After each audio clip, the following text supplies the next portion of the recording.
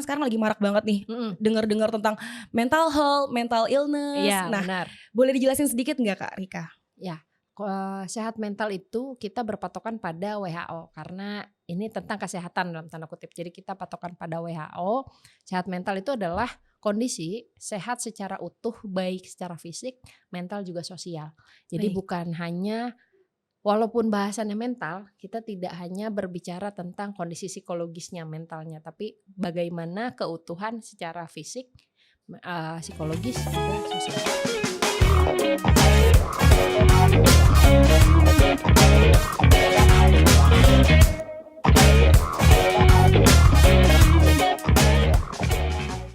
Assalamualaikum warahmatullahi wabarakatuh.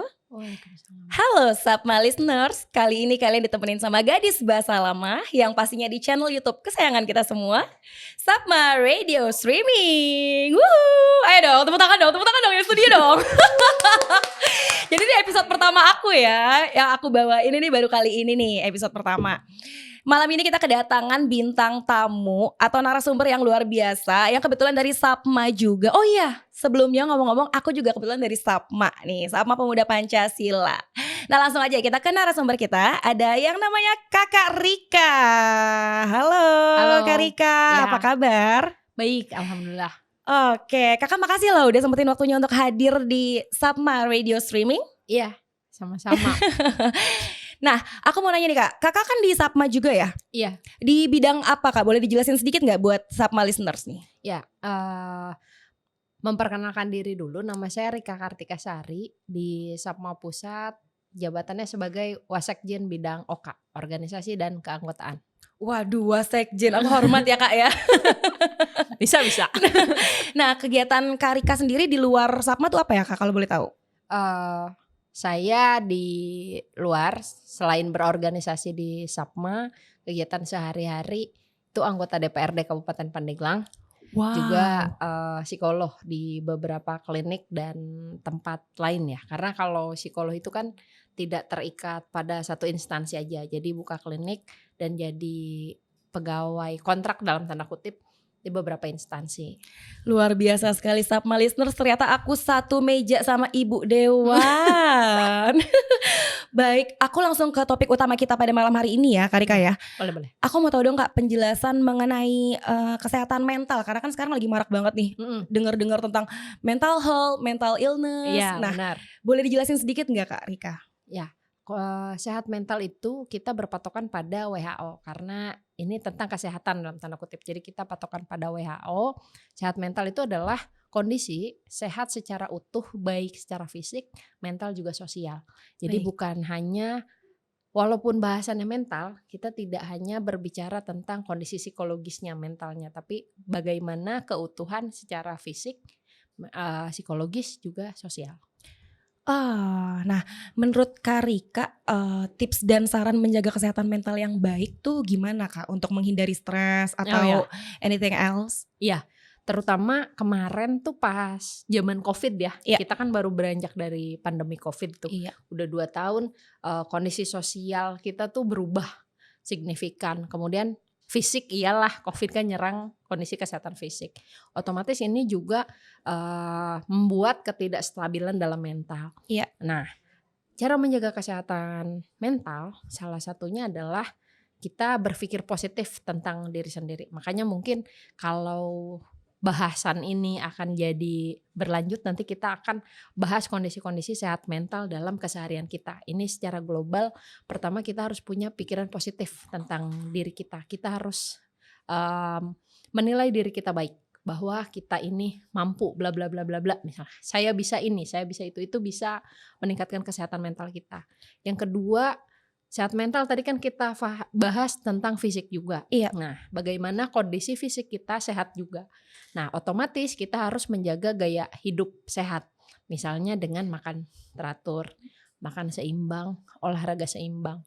Nah, karena sehat mental tadi juga definisinya ada secara sosial, maka salah satu cara menjaga kesehatan mental adalah dengan kondisi sosial yang seimbang. Makanya kadang ada orang yang merasa bahwa gue nih mental illness nih, atau misalnya mental gue kena nih karena misalnya kondisi sosialnya mungkin sedang tidak stabil. Misalnya dengan kita misalnya kalau saya nih menjaga relasi sosial itu dengan ikut organisasi misalnya. Karena di situ kan kita menjaga diri kita untuk tetap bersosial dengan orang lain. Kita kebayang nggak pas COVID kemarin kita di rumah nggak bisa sosial, nggak kemana-mana. Kena kan kepikiran, aduh nih bete banget, ini banget, boro-boro mau ngerasa bahagia dalam tanda kutip ngebayangin kapan kongkow, kapan ini, kapan bener ini. Bener banget. Nah kondisi itulah memang secara sosial kita butuh untuk menjaga kesehatan mental kita gitu. Apalagi kemarin tuh kayak kekurung banget ya Kak ya kita. Apalagi yang kena ini, yang kena isolasi mandiri. Tuh kan pikiran kemana-mana nih, mentalnya gak stabil gitu. Belum lagi ngerasa kayak dijauhin sama orang-orang juga kan. Padahal dia udah isolasi mandiri juga tapi tetap dijauhin. Iya benar. Kasian juga ya Kak ya. Makanya penting kestabilan antara fisik, psikologis dengan sosial untuk mental kita supaya oke gitu. Oh baiklah. Nah selanjutnya nih Kak, aku mau tanya soal toxic relationship kali ya Kak. Karena kan ini nyambung-nyambung ke mental juga kan. Iya benar-benar. Pengertiannya gimana sih Kak menurut Kak Rika?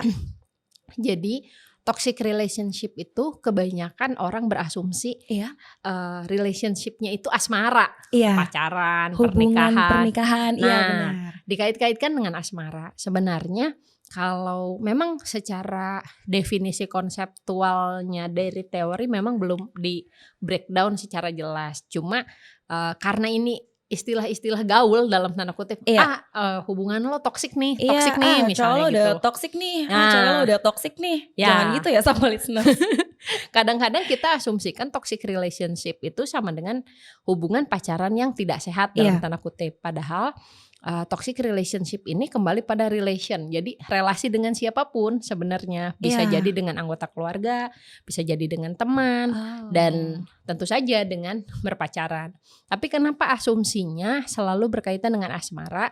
Karena kalau temenan sama keluarga kan biasanya gak toxic ya, saling mendukung. Iya benar. Sekarang balik lagi pada sebenarnya apa sih toxic relationship itu? Hubungan yang didasarkan tidak pada sesuatu yang baik, misalnya menyebabkan kita rendah diri, menyebabkan kita minder, menyebabkan kita tertekan, tersudut. Nah, disitulah maka hubungan itu bisa dikatakan atau dikategorikan toksik gitu. Oh, jadi mungkin yang hubungan pasangan-pasangan yang bisa bikin kita insecure juga itu termasuk dalam hubungan relationship ya? Iya, karena insecure itu kan bisa jadi kita mengalami anxiety atau merasa lemah, tersudutkan misalnya. Nah itu akibat dari relasi yang kena toksik itu dalam tanda kutip gitu. Oh begitu, jadi gitu ya kesimpulannya. Itu sedikit pengertian mengenai toxic relationship ya sama listeners itu dari Kak Rika sendiri. Nah Kak Rika, aku mau nanya nih, tanda-tanda bahwa kita berada dalam hubungan yang toksik tuh gimana ya Kak Rika? Tanda-tandanya pertama, kita merasa tidak berharga. Maksudnya tidak berharga ini, kok saya salah aja ya, kok saya ini aja ya. Jadi karena relasi yang toksik itu biasanya yang lebih powerful itu nyalah-nyalahin. Kamu sih ini, kamu sih ini, kamu sih ini. Nuduh mungkin ya gitu. Jadi dia merasa tadi insecure, lemah bahwa oh iya mungkin saya ini. Kemudian karena disudutkan seperti itu, dia merasa dia itu tidak berharga dan tersudutkan. Oh iya, jadi akhirnya dia terlalu introspeksi sebenarnya yang nggak perlu gitu loh. Sebenarnya belum tentu dia salah, cuman karena terus-terusan dibahas, oh iya kayaknya saya memang gini deh. Akhirnya kan dia melabel diri negatif ya. Kemudian ciri toksik biasanya penuh dengan cemburu dalam tanda kutip. Wah, iya banget lagi. Iya banget lagi. Nih ngomong iya banget pengalaman apa gimana nih? Cukup atau relate ada sih teman-teman sama listeners juga pasti ada yang pernah ngerasain kan. Jadi aku bantu bilang iya banget gitu Kak Rika. Jadi biasanya cemburunya itu udah gak normal gitu loh. Apalagi kalau misalnya dalam kondisi tertentu si korban dalam tanda kutip ya, maksudnya orang yang jadi pihak yang disalahkan ini bohong misalnya. Walaupun menurut dia nih white lies misalnya gitu ya.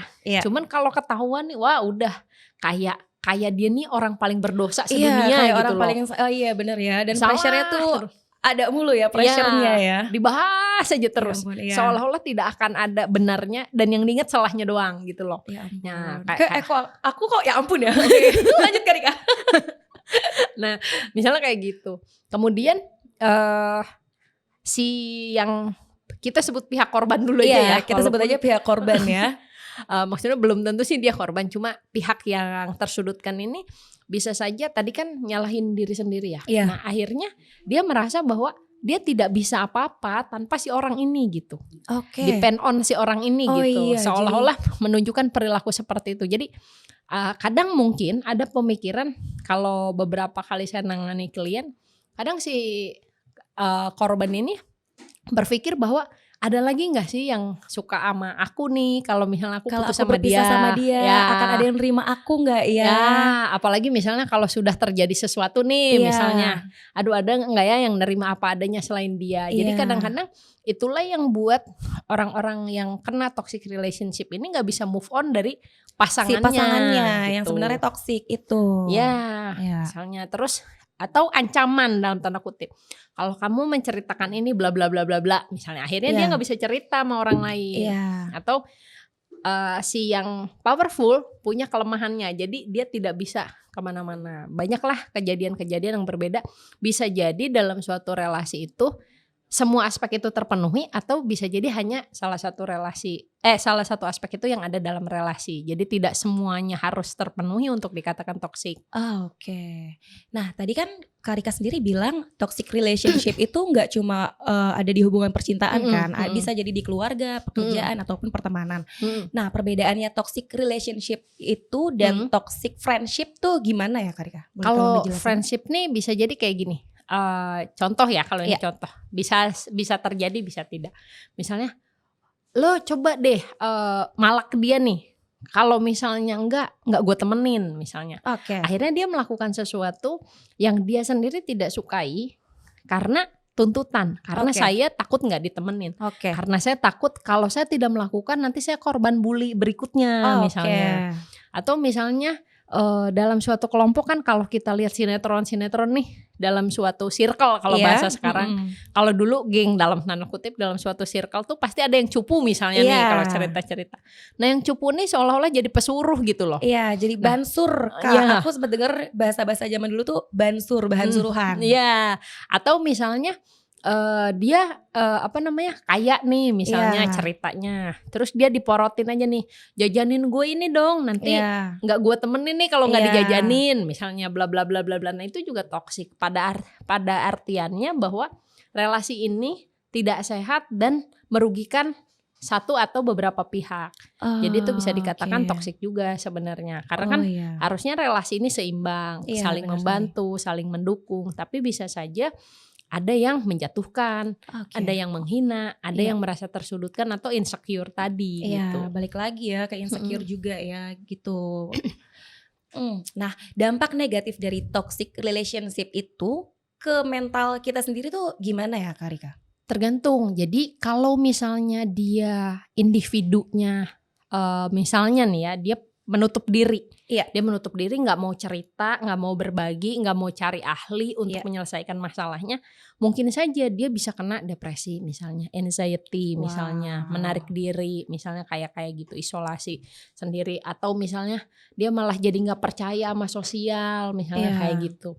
Atau bisa jadi kalau misalnya efek negatif lainnya, misalnya dia kena gangguan mental yang lain. Misalnya kayak kalau dia keluar dalam tanda kutip teriak-teriak apa misalnya gitu, dia mungkin bisa kena histeria dan lain-lain. Tapi ini untuk menetapkan dari orang dari normal sampai mengalami gangguan itu butuh keyakinan dan diagnosa dari ahli. Maksudnya enggak kita nyocok-nyocokin nih kadang-kadang kan di salah satu pencarian internet misalnya kita nyari gejalanya ini, kena mental illness misalnya. Enggak juga kayak gitu, karena kadang-kadang melabel diri kita, diagnosa pribadi juga kadang-kadang bisa menimbulkan pemikiran-pemikiran negatif gitu.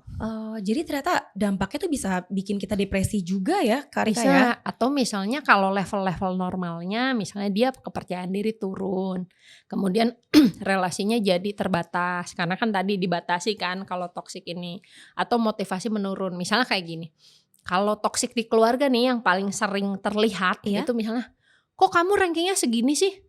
Itu si itu tuh anak teman mama bisa segini loh," Iya, misalnya. dibanding-bandingin ya sama anak Dibanding-bandingin. teman ya? Ya, mungkin maksud orang tuanya tuh memotivasi. Iya. Tapi bagi anak yang menerima itu secara negatif, itu jadi dibandingin, Iya. disudutin gitu, Iya. nggak dibanggain gitu. Iya. Nah itu kan toksik. Nah mungkin dia motivasinya menurun, kepercayaan dirinya menurun, dia menarik diri, minder. Mungkin yang normal-normalnya itu. Kalau yang jangka panjang, apalagi misalnya kalau toxic relationship dengan pasangan sudah ada kekerasan misalnya. Oke, abusive ya, kita sebutnya abusive. Ya, baik fisik, mental maupun verbal, seksual iya. misalnya ya. Nah, kalau sudah terjadi seperti itu, bisa saja mengalami hal-hal yang lebih parah lagi gitu. Jadi kalian juga harus hati-hati ya sama listeners ya, jangan sampai kalian terjebak di hubungan yang toxic atau kita sebut toxic relationship. Karena itu bahaya banget ya, dan bisa bikin kalian juga yang depresi atau mengalami gangguan-gangguan semacamnya. Nah, cara menghadapi pasangan, teman ataupun rekan kantor atau siapapun itulah yang menurut kita sendiri itu toksik, itu gimana Kak Rika? Dan memutuskan hubungannya itu dengan baik tuh gimana? Ya, sebenarnya poin pertamanya adalah berani dulu. Berani dalam tanda kutip nih bisa pertama berani cerita dulu sama orang. Iya. Apa yang terjadi di hubungannya. Iya. Kadang-kadang kan yang toxic relationship ini kenapa mereka selalu tidak keluar dari lingkaran itu karena dia tidak menceritakan. Iya. Kadang-kadang pemikiran bahwa kalau saya cerita berarti pasangan saya kelihatan jelek. Iya. Iya itu kayaknya terlalu banyak orang yang memang gak berani speak up ya. Iya gitu. Jadi pertama berani dulu speak up-nya dulu gitu. Entah itu sama keluarga, entah sama teman. Kadang-kadang kalau sama keluarga mereka menutup diri itu karena berpikir takut disalahin. Iya benar. Makanya kamu cari pacar jangan yang kayak gitu. Iya. Makanya kamu cari suami jangan yang kayak gitu. Iya. Misalnya. Dia masih melindungi pasangannya juga kan. Ya, kayak gitu. menutup aib itu gitu.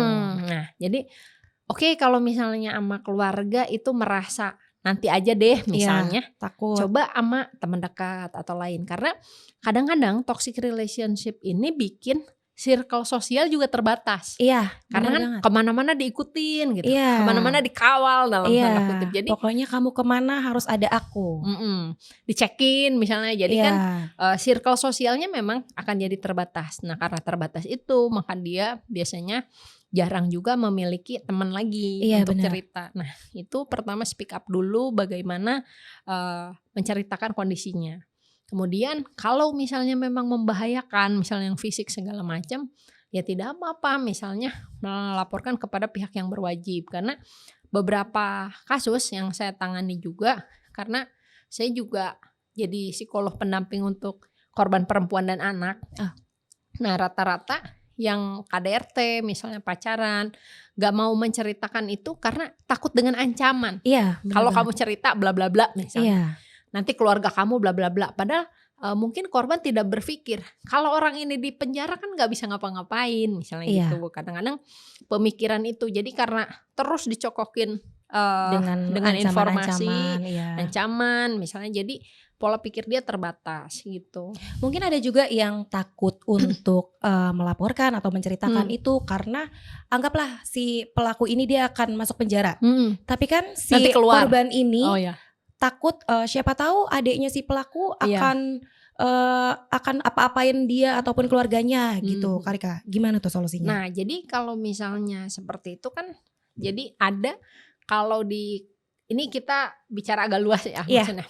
Di Kementerian Perlindungan Perempuan dan Pemberdayaan Perempuan dan Perlindungan Anak itu ada SAPA. Nanti SAPA listeners bisa cari SAPA tuh apa, nah nomor kontaknya berapa dan itu bisa diakses gitu secara cepat ataupun misalnya menghubungi pihak berwajib. Karena sekarang juga kan sudah ada LPSK tuh, walaupun tingkatannya sampai bawah nggak ada misalnya gitu di tingkatan nasional. Kalau memang dirasa memang berbahaya, bisa mendaftarkan diri supaya keamanan kita terjamin. Ini kalau yang sudah membahayakan ya Oh toksiknya iya, maksudnya. Nah untuk yang masih cuma verbal, misalnya cuma bikin dia insecure, bikin Iya. dia misalnya cemas, bikin dia Iya. itu, pokoknya pertama speak up.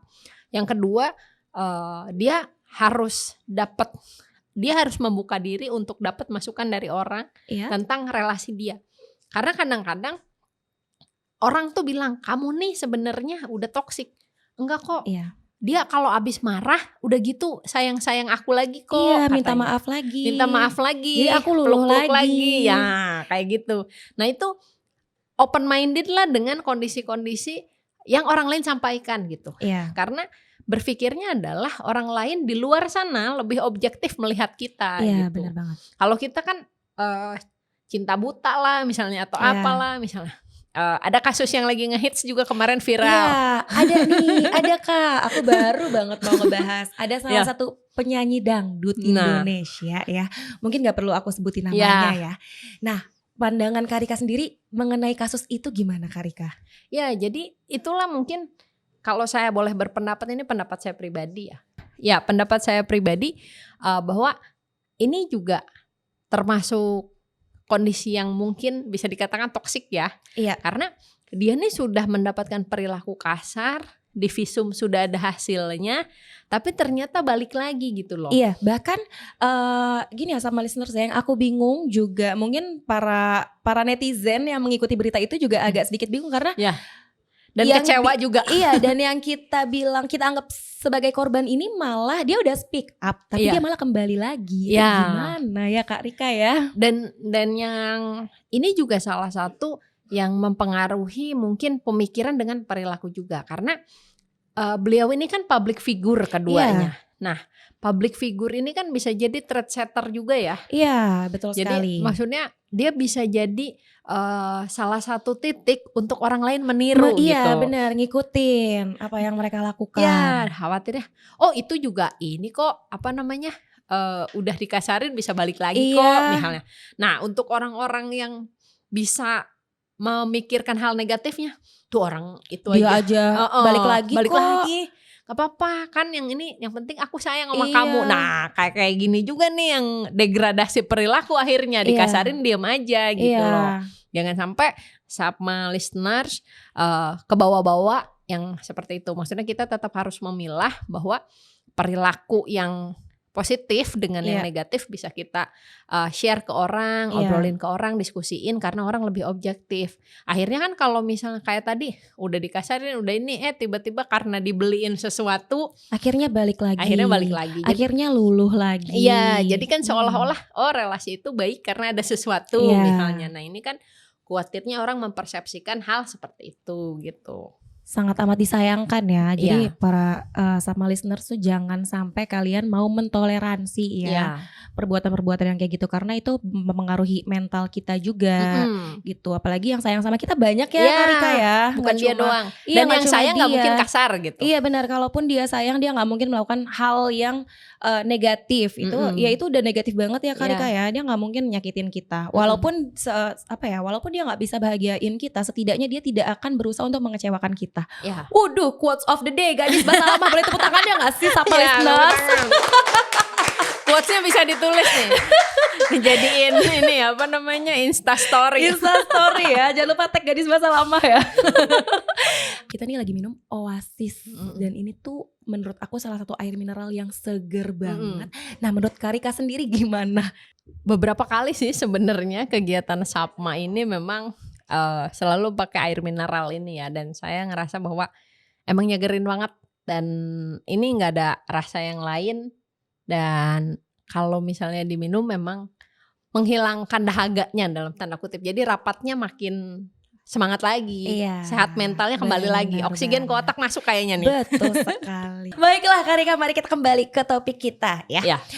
Definisi self love nih, karena kan tadi kita udah ngebahas toxic relationship, udah ngebahas mental health juga, kesehatan mental ya kan. Nah, mungkin kita sekarang langsung ngebahas ke self love. Aku pengen tahu nih, mungkin untuk mewakili Sapma listeners juga yang ada di rumah, di jalan ataupun di mana, untuk definisi self love sendiri itu apa, dan kenapa self love itu penting banget bagi kesejahteraan pribadi? Jadi kalau kita tadi kaitkan dengan toxic relationship, kalau kita mempunyai kondisi self love, maka kemungkinan kita tidak akan terjebak pada relasi toksik. Jadi self love itu adalah kita mengapresiasi diri kita sendiri. Ya bahasa harfiahnya sih mungkin mencintai diri sendiri. Iya. Tapi kita akan mencintai diri kita ketika kita menghargai diri kita. Iya. Jadi kalau kasarnya bilang cinta diri kita, ya iyalah gue sayang misalnya sama diri sendiri, gak mau sakit, gak mau ini. Tapi apakah kita mengapresiasi diri? Karena kalau kita mencintai diri sendiri, tapi kita tidak menghargai diri sendiri, itu biasanya tetap ngerasa kita kecil, misalnya insecure, Tetap insecure balik cemas, lagi ya. iya gitu. Jadi self love adalah kita mengapresiasi diri sendiri. Jadi gak cuma mencintai diri sendiri tapi juga mengapresiasi diri sendiri ya Kak Rika ya. Iya. Karena kan kebanyakan aku dengar self love tuh menurut beberapa orang kayak ya udah cuma cintai diri sendiri aja. Gue nggak peduli sama orang lain. Pokoknya yang penting diri gue gitu. Itu jadi fokusnya malah semacam kayak egosentris ya, maksudnya mencintai diri sendiri tapi tidak peduli juga dengan orang lain gitu. Nah kalau kayak gitu justru kita kesannya jadi egosentris, jadi fokus pada diri sendiri. Sedangkan salah satu menjaga kesehatan mental adalah bagaimana relasi sosial kita juga baik gitu. Oh baiklah. Nah mengapa self love itu bukan termasuk egoisme? Karena ciri-ciri dalam self love itu salah satunya adalah kita mengapresiasi diri. Apresiasi itu adalah kita meyakini kemampuan kita. Kita bahwa saya mampu ini, saya bisa ini, saya bisa ini. Optimis ya, termasuk optimis juga ya. Ya, hanya kita juga kan kalau egois misal kesannya yang agak keras, garis keras maksudnya dalam tanda kutip, kadang-kadang karena kita ingin mengakui kemampuan diri, kadang kita tidak mentolerir kesalahan. Kesalahan diri sendiri ya. Ya, jadi seolah-olah kita tidak boleh melakukan kesalahan yang akhirnya justru kita berkutat pada kesempurnaan yang kalau ada kesalahan kita nyudutin diri. Oh, gue gak mampu nih, gue ini nih. Nah, jadi keseimbangannya adalah kita mencari kemampuan diri untuk meningkatkan kepercayaan diri, tapi kita juga harus bisa memaafkan ketika kita ada kekurangan. Nah, orang yang memahami itu pasti akan melakukan itu pada orang lain juga. Nah, dengan dia melakukan pada orang lain, maka egosentris itu akan terkikis gitu.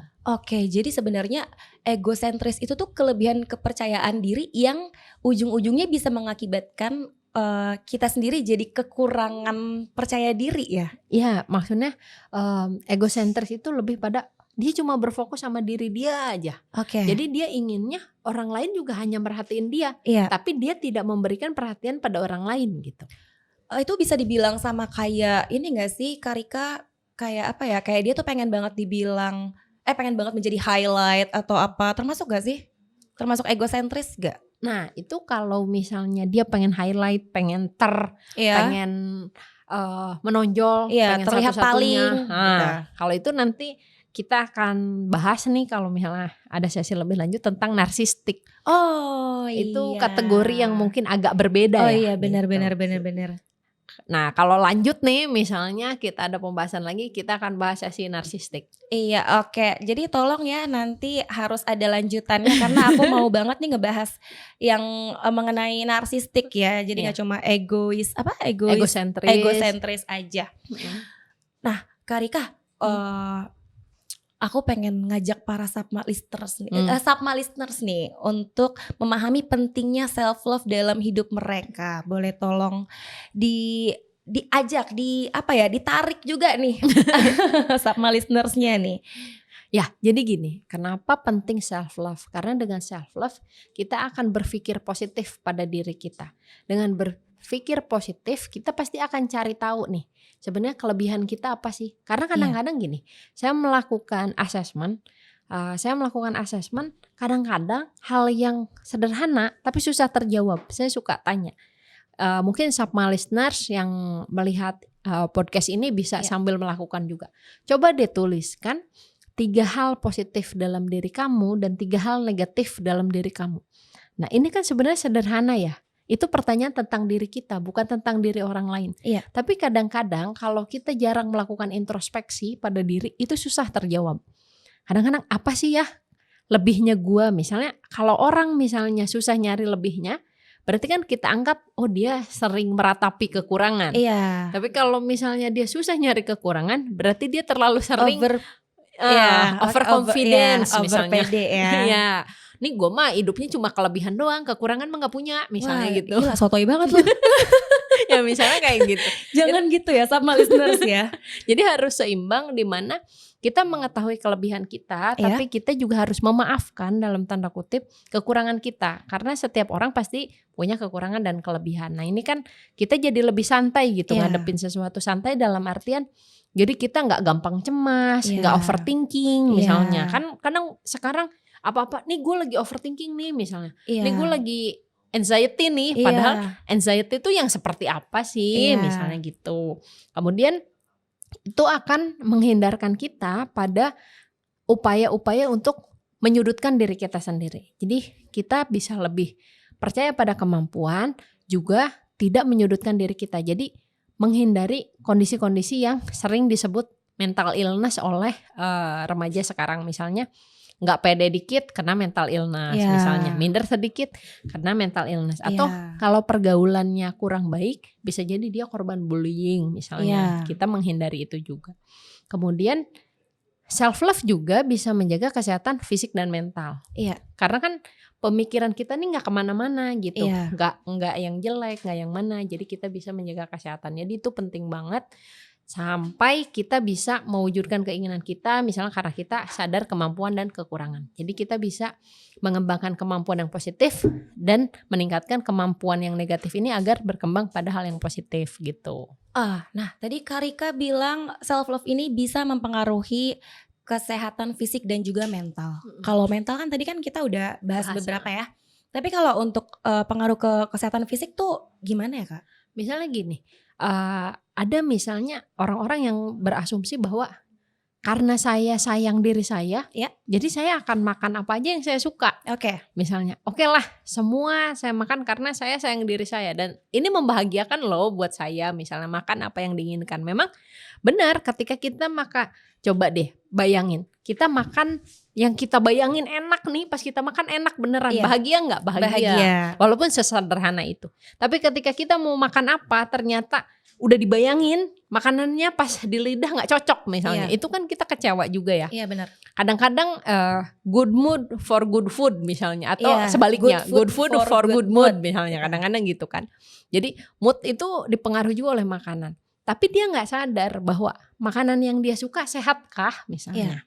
Nah makanya kenapa self love itu bisa kaitannya dengan fisik adalah kita menyukai makanan yang kita masukkan, gaya hidup yang kita sukai misalnya, itu juga harus dikaitkan dengan kesehatan kita. Karena saat ini makan amburadul, gaya hidup amburadul nggak apa-apa, tapi tuanya apakah kita akan sehat misalnya. Jadi iya benar. cintai diri kita dari saat ini dengan menjaga gaya hidup sehat supaya kedepannya kita tetap sehat fisik. Iya, berarti untuk jangka panjang juga ya sama listeners ya. Jadi kalian juga harus berhati-hati dan harus lebih mencintai diri sendiri. Iya.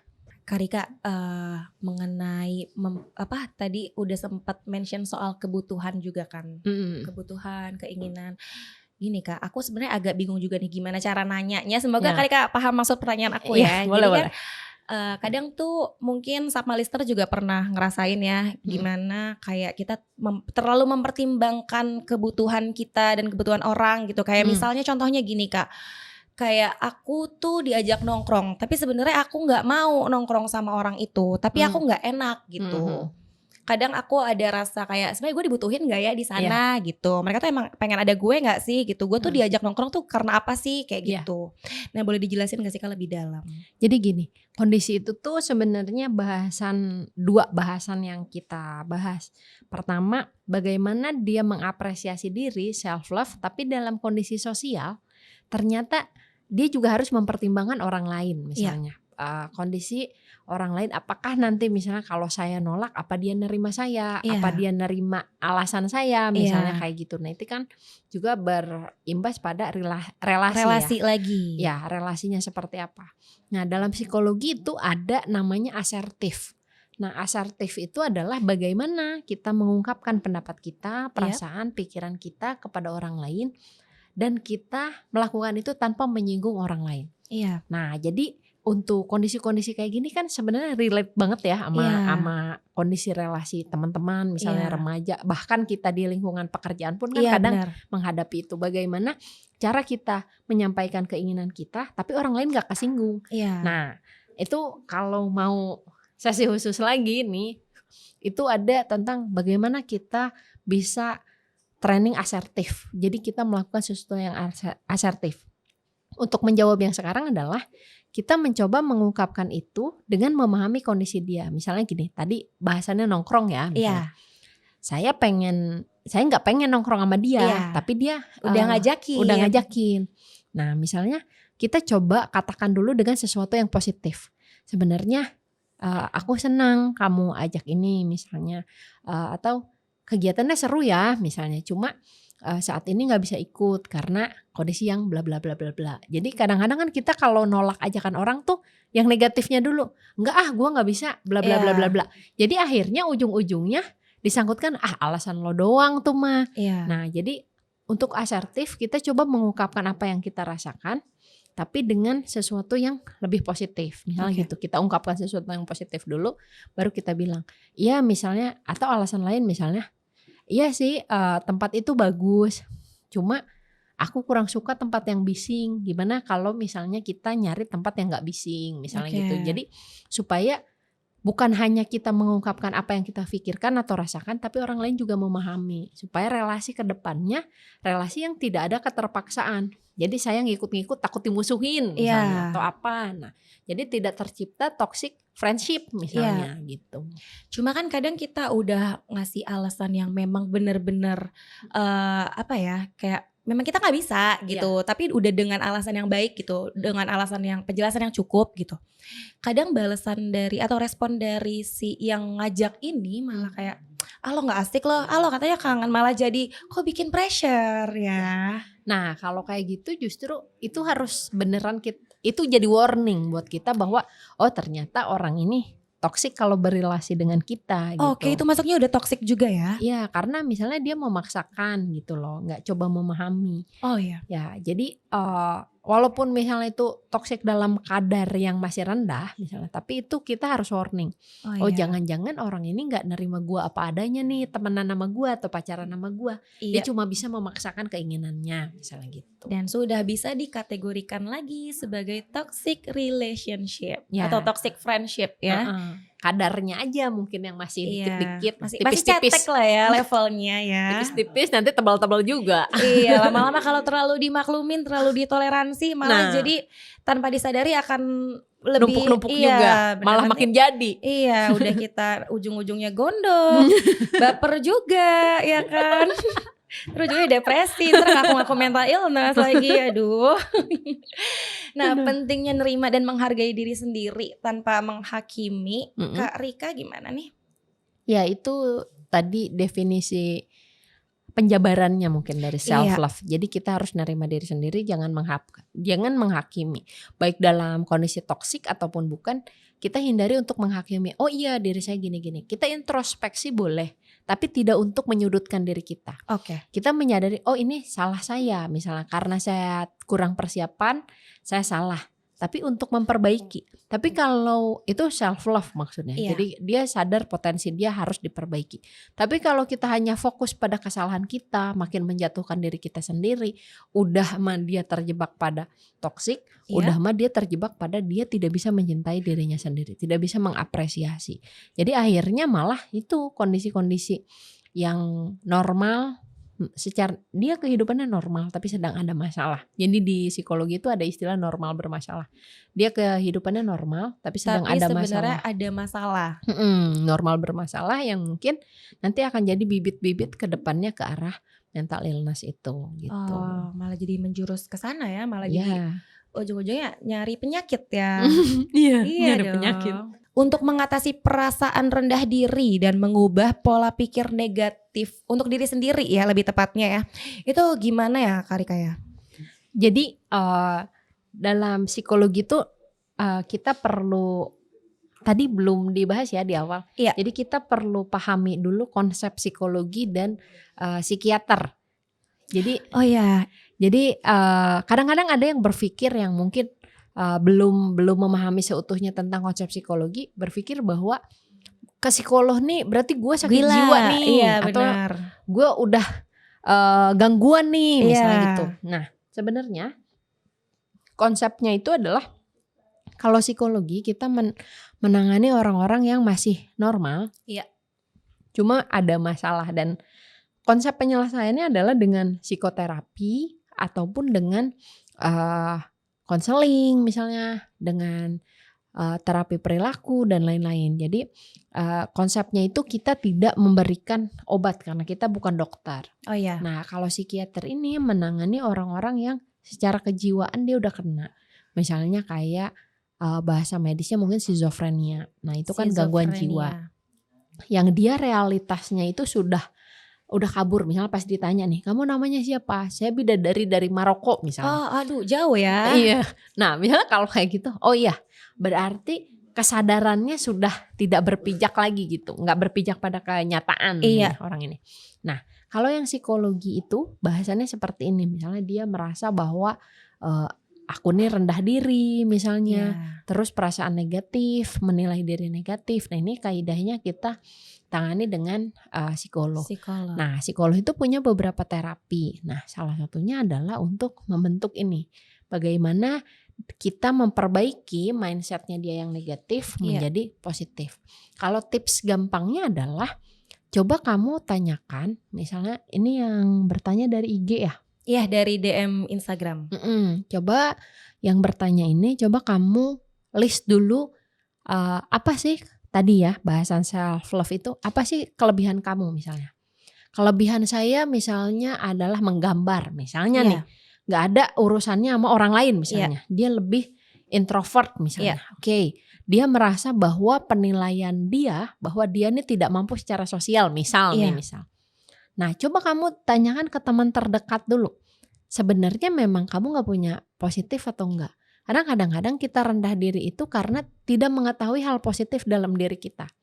Coba bangun itu dulu, ketahui yang positif, kemudian yakinkan diri. Yakinkannya dengan apa?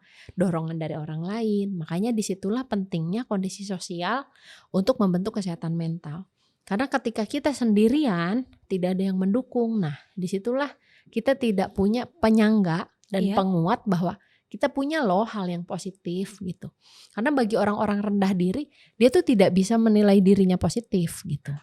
Nah, Kak, gimana kalau dia sendiri aja nggak ngerasa punya teman nih misalnya ya, dia tuh ngerasa kayak ya temanku banyak tapi aku nggak tahu mau cerita sama siapa. Nah, jadi dia harus ngomong ke siapa, Kak? Nah, kalau ketika dalam posisi kamu ini tidak bisa memahami diri sendiri juga hal yang positif, ternyata orang lain pun tidak ada yang menguatkan itu, coba kamu pergi ke ahlinya misalnya.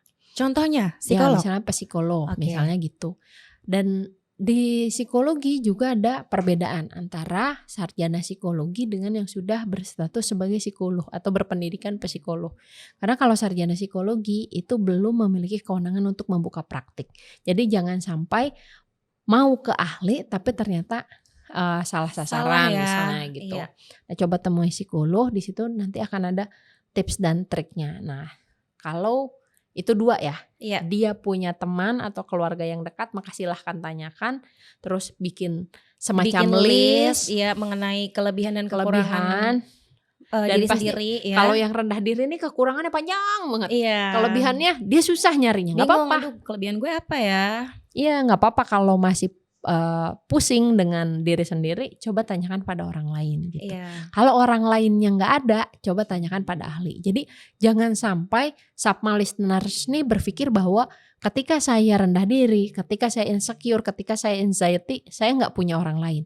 Masih ada ahli yang akan mau bantu teman-teman gitu. Jadi jangan sampai ngerasa sendirian, karena kita makhluk sosial, jadi nggak mungkin sendirian. Betul sekali. Jadi balik lagi ya sama listeners ya, kita tuh walaupun kita nggak ngerasa punya teman atau nggak ada yang bisa jadi pundak untuk kita, ya jalan lebih gampangnya dulu nih bisa kalian coba ke psikolog. Tapi yang pasti bukan cuma ke sarjana psikolog, tapi yang Psikolog sudah yang memang bergelarnya sudah psikolog bergelar psikolog ya, yang dan memang punya sudah izin punya praktik. wewenang ya, udah berwenang izin praktik itu. Nah, bagi-bagi tips dong Kak Rika untuk latihan mempraktik penghormatan diri sendiri dalam kehidupan sehari-hari. Nah, yang gampangnya sih sebenarnya bagaimana kita positive regard ke diri kita nih, kita menghargai diri kita. Iya. Nah, nanti ada bahasan lain lagi tentang self esteem, tentang harga diri. Bagaimana membentuk harga diri itu.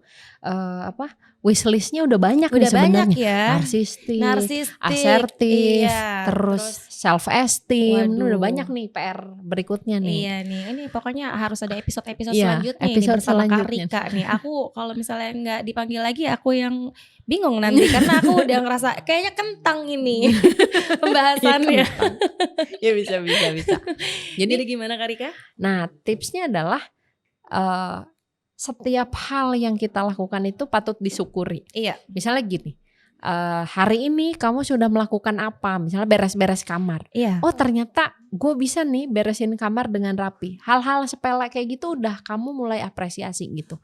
Karena dengan terbiasa mengapresiasi apapun yang kita lakukan, maka kita akan sering mengapresiasi itu. Jadi kadang-kadang mungkin kenapa kamu nggak merasa rendah diri dan minim apresiasi terhadap diri sendiri, mungkin karena tidak terbiasa gitu. Iya. Misalnya gini, kalau misalnya perempuan misalnya, oh ternyata saya udah bisa nyetrika baju yang rapi ya. Iya. Itu sepele sebenarnya, tapi apresiasilah itu karena itu memang bisa gitu dilakukan. Ternyata memang perlu ya. Perlu juga. Nah, terus orang lain di sekitarnya juga harus aware bahwa untuk orang-orang rendah diri, keberadaan apresiasi dari orang lain itu penting. Iya. Tapi jangan juga kita berfokus pada diri kita supaya dipuji orang lain. Oh, Jadi iya. kita melakukan sesuatu menerima pujian enggak juga. Iya, gitu. kadang memang ada juga yang melakukan sesuatu demi pujian karena memang bisa dibilang butuh validasi atau semacamnya gitu, Iya, Kak. karena kalau misalnya kita melakukan sesuatu karena ingin dipuji, ketika orang lain tidak memuji,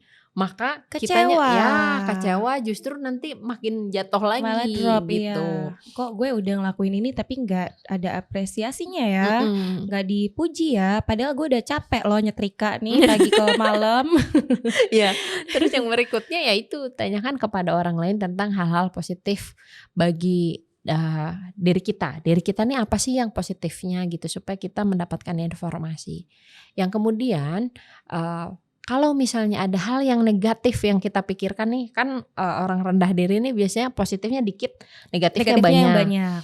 Coba pikirkan atau diskusikan dengan orang lain bagaimana meningkatkan ini. Jadi sebenarnya kan semua orang juga bisa, tinggal mau atau tidak. Jadi bukan mampu atau tidak mampu, tapi mau atau tidak mau. Sapa listeners. Iya. Jadi mampu pasti mampu, tapi kan berproses. Iya. Orang lahir juga tidak langsung lari. Nggak langsung Pasti bisa ada prosesnya. makan, nggak langsung bisa jalan. Ya, nah itulah proses yang semua berproses gitu. Iya. Dan dari proses itu kita akan memaknai semua hal-halnya itu. Jadi kalau tidak berproses memang kita tidak bisa memaknai sesuatu gitu. Iya, Nah balik itu lagi ya, yang iya. harus dikemukakan. Kemudian coba lebih open minded terhadap masukan orang dan coba lebih open untuk melakukan sesuatu. Jangan apa-apa, saya nggak mampu nih, udah mundur duluan. Jadi gimana kita mau mengetahui positif kita kalau kita aja nggak pernah melakukan apa-apa gitu, udah pesimis aja. duluan. Cuma tidur makan diam ya gimana kita mau tahu positifnya kita kalau kita tidak melakukan apapun gitu. Didengerin ya Sapma listeners ya. Karena ini bener-bener memang apa ya, sharing-sharing yang bermanfaat sih, karena memang relate banget ya Kak Rika sama siapapun itu. Menurut aku nggak cuma di umuran aku, mungkin dari Gen Z juga ya siapapun lah, menurut aku nih relate banget. Dan kalau misalnya Sapma listeners juga punya pengalaman khusus yang berkaitan dan mau sharing-sharing sama kita juga nggak masalah, kita buka sesi itu gitu. Karena mungkin kalau saya karena berdasarkan pengalaman dari kampus misalnya, pengetahuan, kalau teman-teman mungkin bisa berbagi karena saya pernah mengalami itu misalnya gitu. Entah kita sendiri atau teman kita, gak apa-apa lah ditanyain, langsung aja pokoknya. Nah aku minta inspirasinya dong Kak Rika dan motivasi dalam menghadapi tantangan dan biar kita tetap mencintai diri kita sendiri. Jadi kalau kita menghadapi tantangan misalnya nih, kalau misalnya kita tadi, oke, saya mau mencoba ini ABC misalnya, kita mau nyoba. Kita juga harus pahami dulu bahwa proses itu penting gitu. Jangan sampai saya mau mencoba untuk jadi ranking 1. Padahal sekarang posisinya dia ranking 40 paling bawah, misalnya. Ya, ketika kamu gak dapet ranking 1 ya jangan jatuh juga gitu. Bahwa tantangan tuh penting untuk kita melakukan step by step. Semua tuh gak ada yang instan kita melakukan sesuatu. Jadi itu pola pikir seperti itu yang harus dirubah. Kalau misalnya teman-teman tetap merasa tidak mampu dalam berpikir seperti itu nanti kalau datang ke ahli pasti ahli akan lakukan kognitif terapi. Jadi untuk merubah pola pikir yang irasional misalnya, yang mandek nggak berubah-berubah misalnya gitu. Nah itu mending datang ke ahli, karena tips-tips yang saya katakan itu adalah untuk orang-orang yang masih bisa melakukan sendiri. Ketika tidak bisa melakukan sendiri, lebih baik datang ke ahlinya langsung gitu. Ahlinya langsung. Dilakukan balik terapi. Lagi ya, kita juga jangan langsung gampang drop gitu, karena memang yang namanya hidup semuanya butuh proses. Jadi kita juga harus sabar dengan step by step, jangan maunya langsung instan. Gitu. Jangan pengen kayak Nobita yang akhirnya ada alat dari Doraemon, semua masalah terselesaikan. Dunia ini tidak ada Doraemon. Oke. Jadi tadi itu dia pembahasan mengenai kesehatan mental. Toxic relationship yang udah termasuk toxic friendship juga ya di dalamnya, dan juga self love. Boleh kesimpulannya Karika, dari Karika sendiri gimana nih? Ya, jadi dengan adanya acara ini, dengan Sapma Radio Streaming, kita mengharapkan bahwa kita bisa berbagi informasi, kemudian bisa mungkin ada edukasi kepada Sapma listeners dari kami, Sapma Pemuda Pancasila. Untuk sesi ini kita bisa memahami sehat mental itu apa sih? Dan tidak semua hal yang tidak sehat mental maka sehat illness gitu. Mental illness, sorry. Nah, mental illness itu kan prosesnya panjang. Jadi jangan self diagnose bahwa wah gue udah kena ini. Coba untuk mendiagnosa fokuskan pada ahli, dan menjaga sehat mental adalah sehat secara utuh, baik dari fisik, psikologis, dan sosial. Jadi kita tidak bisa hanya berfokus pada fisik dan psikologis. Kemudian salah satu cara untuk bisa menjaga kesehatan mental adalah dengan mencintai diri kita sendiri, mengapresiasi diri kita, atau biasa disebut dengan self love. Kemudian hindari juga relasi-relasi yang toksik, karena kita ini berharga dan ada orang-orang yang menghargai kita dan tidak akan berfokus pada kekurangan kita atau membuat kita menjadi tersudutkan, lemah, dan merasa lain-lain dengan relasi. Banyak orang yang menyayangi kita, banyak orang yang menghargai kita. Jadi jangan fokus atau jangan terjebak pada toxic relationship dimanapun itu. Waduh, luar biasa sekali ya. Nah itu nih Sapma listeners, itu tadi udah ada kesimpulan mengenai self love, toxic relationship, dan juga apalagi tadi toxic friendship yang udah termasuk di dalamnya juga. Dan gimana kita tetap sehat mental. Iya, betul banget, itu penting banget untuk kita ya, dan memang mempengaruhi untuk lingkungan kita juga ya. Ya, dan mempengaruhi juga bagaimana kita bisa bekerja, kita berelasi sehari-hari. Makanya kalau boleh nih floor directornya, nih acara saya boleh nggak bilang salam sehat mental? Boleh, silakan Karika. Nanti ya untuk closing. Boleh aja. Tadi juga udah ada tips dan trik dari Kak Rika sendiri ya, yang semoga membantu, dan pastinya membantu untuk aku pribadi juga. Ini bisa aku share ke teman-teman juga. Nah kalian juga jangan lupa di share ke teman-temannya, ke keluarganya, ke pokoknya siapapun itu. Jangan sampai mereka terjebak dalam toxic relationship. Terus habis itu jangan sampai mereka tidak mencintai diri mereka juga, tidak bisa mengapresiasi diri mereka juga. Kalau misalnya mereka tidak bisa mengapresiasi diri sendiri, setidaknya kalian sebagai circle-nya, temannya, keluarganya juga harus mengapresiasi siapapun itu yang ada di sekitar kalian. Karena itu juga bukan perbuatan tercela ya. Itu udah nyenengin hati orang, ditambah lagi dapat pahala. Betul nggak Kak Rika? Iya. Benar. Iya gitu. Nah, thank you banget Kak Rika. Mungkin mau ngasih tahu salam 5 apa tadi? Bukan, salam sehat mental. Salam sehat mental. Gimana tuh Kak Rika? Enggak, jadi saya ingin mengajak bahwa Sapma listeners yang mendengarkan ini baik lewat radio misalnya atau media sosial lainnya atau misalnya podcast bahwa kita harus menjaga kesehatan mental di era yang sekarang ini yang banyak masalah, yang banyak sesuatu yang pressure banget lah buat kita baik secara sosial, pekerjaan, pendidikan dan lain-lain. Keluarga juga. Keluarga misalnya, relasi-relasi yang banyak, kemudian juga tugas-tugas yang menumpuk. Kita harus tetap sehat mental. Iya. Harus tetap dijaga ya kesehatan mental kita. Tapi jangan cuma mentalnya aja ya Sapma listeners, tapi fisiknya juga harus penting. Dijaga. Itu pun dengan pola makan, pola tidur, dan masih banyak lagi. Olahraga, workout misalnya minimalnya. Setidaknya lari lah ya, lari kayaknya udah olahraga paling gampang deh kalau misalnya memang malas untuk workout. Nah, itu dia tadi pembahasan kita bersama Kak Rika. Udah ada tips and triknya juga. Nah Kak Rika, kita juga harus ngajakin ini nih Sapma listeners untuk follow Instagram Sapma Radio. Dan juga jangan lupa subscribe, like, komen channel YouTube-nya Sapma Radio Streaming. Pokoknya jangan sampai ketinggalan ya episode-episode berikutnya juga. Karena kita masih punya pembahasan yang luar biasa. Belum tentu kalian nanti bisa ketemu sama Kak Rika loh di luaran sana. Iya kan? Oke, sampai ketemu lagi Sapma listener. Thank you so much Kak Rika udah meluangkan waktunya di Sapma Radio Streaming. Semoga bermanfaat ya. Oke, amin. Terima kasih banyak semuanya. Wassalamualaikum warahmatullahi wabarakatuh. Saya Gadis Basalamah pamit undur diri. Terima kasih.